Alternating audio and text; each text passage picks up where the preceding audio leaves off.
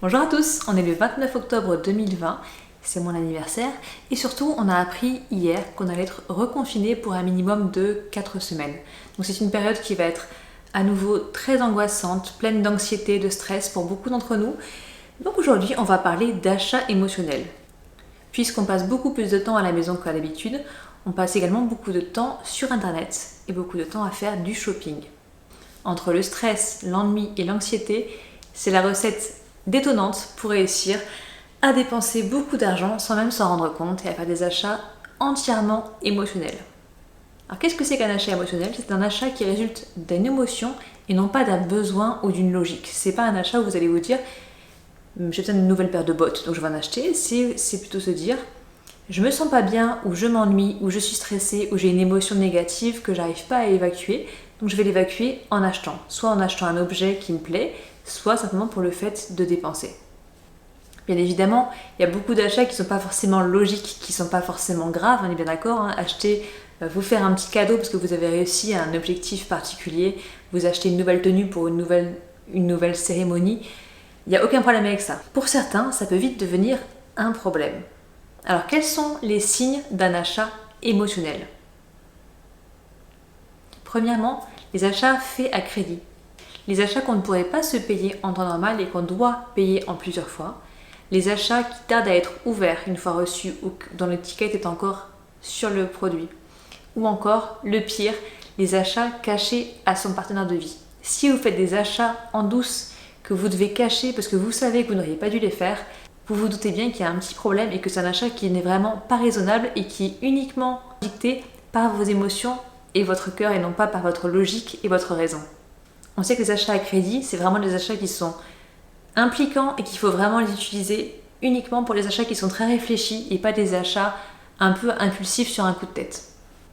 Mais en plus, la façon dont vous vous sentez au moment où vous recevez le colis et où vous l'ouvrez peut vraiment être un indicateur. Si quand vous ouvrez le colis que vous avez commandé, vous êtes déçu parce que finalement vous vous sentez toujours mal, stressé, angoissé, ça prouve que vous avez vraiment fait cet achat sur le moment pour vous aider à passer une émotion qui, bien évidemment, ne passera pas en recevant l'objet. Si vous vous sentez mal, que vous êtes stressé, c'est pas acheter un nouveau livre, un nouveau vêtement ou un nouveau téléphone qui va changer quoi que ce soit. Donc si vous êtes déçu en ouvrant un colis parce que le problème que vous pensiez résoudre n'a pas été résolu, ça peut être un signe également d'un achat émotionnel. Alors reconnaître un achat émotionnel, c'est pas quelque chose de très compliqué, vous avez tous fait ça. On a tous déjà fait un achat émotionnel et c'est pas grave du tout, ça arrive à tout le monde. Et tant que c'est sous contrôle, il n'y a pas de problème. Par contre, ça devient très compliqué de reconnaître quand on perd le contrôle de ses achats. Parce qu'on peut se dire, sur les petits achats à 10, 20, 30 euros, ça fait pas de mal. Effectivement, sur le moment, un achat ponctuel, un peu impulsif d'un petit montant, c'est pas très impliquant, c'est pas très grave. Par contre, ça devient des compulsions régulières, que vous perdez la main sur toutes vos dépenses comme ça complètement inutiles, ça peut vite devenir un très très gros problème. Par exemple, si vous craquez chaque semaine sur 50 euros d'achat, vous vous dites 50 euros par semaine c'est pas énorme, ça va pas non plus crever mon budget. Mais si vous y pensez à l'année, ça fait 2600 euros par an dépensés dans des achats purement compulsifs et émotionnels. Vous avez dépensé 2600 euros dans l'année juste pour essayer de calmer des émotions négatives que vous ne vouliez pas ressentir. Et les achats ne sont jamais une façon de calmer une émotion négative. Dépenser et posséder plus ne vous aidera jamais à vous sentir mieux. S'il y a un problème de fond, il faut régler le fond et c'est pas mettre un petit pansement dessus qui va malheureusement changer la donne. Et ne pensez pas justement que ces petites dépenses sont moins problématiques que les grosses dépenses. Parce que souvent, si on fait plein de petites dépenses, c'est beaucoup plus facile à cacher à ses proches et au final, ça devient plus vite une habitude. Si on a souvent des petites dépenses de 5, 10, 15, 20, 30 euros, on peut facilement les mettre de côté et les intégrer comme une habitude au quotidien. Par contre, si vous achetez régulièrement des gros objets, c'est beaucoup plus difficile à cacher. Donc vraiment, ne pensez pas que parce que vous dépensez peu à chaque fois, c'est moins problématique que dépenser des grosses sommes. Ce n'est pas qu'une question d'argent, c'est aussi une question de mental, de santé mentale, de bien-être mental. Si vous voulez savoir si vous avez un problème, vous devez vous poser 2 questions. Premièrement, est-ce que je me tourne vers le shopping en ligne ou le shopping tout court lorsque je n'ai pas le moral ? Et deuxièmement, est-ce que vous dépensez de l'argent que vous ne devriez pas dépenser, que vous n'avez pas les moyens de dépenser ? Si vous répondez oui à l'une de ces 2 questions, alors il est fort probable que vous ayez un problème de shopping émotionnel hors de contrôle.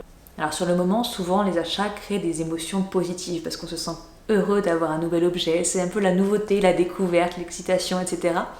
Mais c'est comme quand vous mangez un gâteau sucré, c'est très très bon sur le moment, vous avez une petite bouffée d'hormones qui vous fait vous sentir mieux, mais très rapidement vous avez un crash qui suit.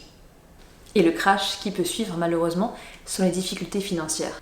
Le premier problème, effectivement, est purement financier, parce que si vous dépensez trop pour des choses dont vous n'avez pas besoin, clairement, vous allez être en difficulté pour mener à bien vos projets financiers. Et le second problème qui peut se poser, si vous vivez en couple, c'est que si vous cachez vos achats à votre conjoint, il y a un moment où la vérité va exploser au grand jour et vous allez créer des conflits énormes dans votre couple. Si vous cachez des dépenses que vous faites, en particulier si elles sont faites avec l'argent commun, ça va créer des conflits énormes, un manque de confiance et au final potentiellement l'éclatement du couple. Donc bien évidemment, je ne vous le souhaite absolument pas, mais c'est vraiment une conséquence qui arrive régulièrement dans les couples quand l'un des deux partenaires est accro au shopping et aux dépenses. Donc vous vous doutez, vu les enjeux, il est primordial de prendre en compte ce qui se passe dans votre tête pour essayer d'inverser la tendance et d'arrêter ces achats émotionnels. Il est indispensable de changer de vue sur le shopping et de se rendre compte qu'un achat supplémentaire ne vous apportera jamais le bonheur. Ce n'est jamais les achats et les possessions matérielles qui vous apporteront le bonheur. C'est bête à dire, mais vraiment, il faut que ce soit ancré dans votre tête. Les achats ne donnent pas du bonheur. Ça peut sur le moment effectivement mettre un petit peu d'hormones du plaisir, mais ça va être de très courte durée. Si vous voulez être heureux dans votre vie globalement et pas être heureux à l'instant T, ce ne sont pas les achats, surtout pas les achats compulsifs qui vont vous aider à l'atteindre. Donc il est vraiment indispensable de trouver les raisons qui vous poussent à acheter. Si vous êtes angoissé, stressé, s'il y a une émotion négative qui vous pousse à acheter, vraiment prenez le temps d'analyser, prenez le temps de réfléchir à quelle est cette émotion et d'où elle vient. C'est un travail très difficile bien évidemment, mais c'est un travail qui est indispensable si vous voulez pouvoir quitter le cercle vicieux des achats compulsifs et émotionnels. Et une fois que vous avez trouvé la raison de ces achats, que ce soit une personne, une situation, une émotion, une fois que vous la connaissez, c'est beaucoup plus facile de lutter. Quand vous connaissez votre ennemi, il est beaucoup plus facile de lutter contre lui, bien évidemment. Alors selon moi, quelle est la meilleure façon de lutter contre ce problème d'achat compulsif et émotionnel? C'est de tenir un budget, d'élaborer un budget et de le suivre. Aujourd'hui, il y a beaucoup d'applications pour les téléphones qui permettent de suivre ces achats en direct. Ça vous permet de voir vos habitudes de consommation, de vous rendre compte finalement, est-ce que oui ou non vous avez un problème? Et si vous avez un problème, quel est le secteur d'achat concerné? Est-ce que vous achetez beaucoup trop de maquillage? Est-ce que vous achetez beaucoup trop de vêtements? Est-ce que vous achetez beaucoup trop d'high-tech? Vous allez vraiment pouvoir trouver facilement, grâce à ces applications, quels sont vos achats à problème. Et ensuite, ça vous permettra de suivre vos progrès, bien évidemment. Vous pourrez suivre au jour le jour ou au mois le mois les progrès que vous avez faits par rapport au mois précédent. Si vous avez réussi à réduire vos dépenses ou non. Donc si vous êtes accro au shopping, bien évidemment, on commence par allouer un budget raisonnable à votre shopping. Pas un budget de zéro pour ne pas être frustré. Vous avez le droit de faire du shopping, mais dans une mesure qui est limitée et raisonnable. L'idée ici, c'est vraiment de poser des garde-fous pour ne pas aller au-delà de votre contrôle. Là, vous avez une enveloppe qui est votre garde-fou. Vous êtes sous contrôle. Si vous la dépassez, vous êtes devenu hors de contrôle. Rendez-vous compte de ça. Donc respectez vos garde-fous et ensuite vous pourrez petit à petit baisser le montant du budget alloué au shopping. Et si vous respectez votre budget à la fin du mois, vous ne vous sentirez plus coupable d'avoir acheté cette paire de chaussures, ce téléphone, cet ordinateur. Vous serez juste content d'avoir fait le progrès de respecter votre budget.